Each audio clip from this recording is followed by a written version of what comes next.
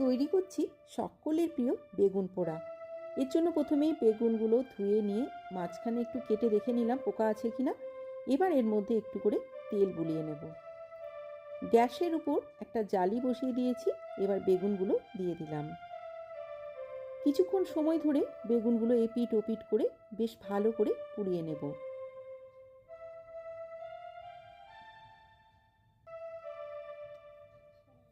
বেগুনগুলো পুড়িয়ে নেওয়া হয়ে গেছে, তুলে নিলাম।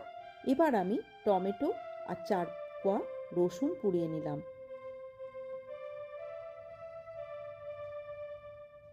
রসুনটা আর টমেটোটা পুড়িয়ে নেওয়া হয়ে গেছে। একটু ঠান্ডা হয়ে গেলে রসুনের খোসাটা ছাড়িয়ে নিচ্ছি। বেগুনটার খোসাটাও ছাড়িয়ে নিতে হবে। এবার রসুনের মধ্যে নুন দিয়ে প্রথমে রসুনটা মেখে নেব। তারপর একে একে টমেটো আর বেগুনটা মেখে নেব। বেগুন পোড়া তো আমরা সবাই জানি, কিন্তু বেগুন পোড়া বিভিন্নভাবে মেখে কিন্তু খাওয়া যায়। এক একটা মাখা এক এক রকম টেস্ট হয়।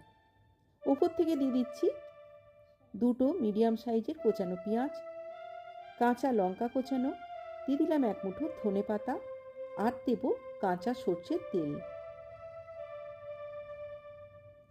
এবার ভালো করে সব কিছু মেখে নিচ্ছি।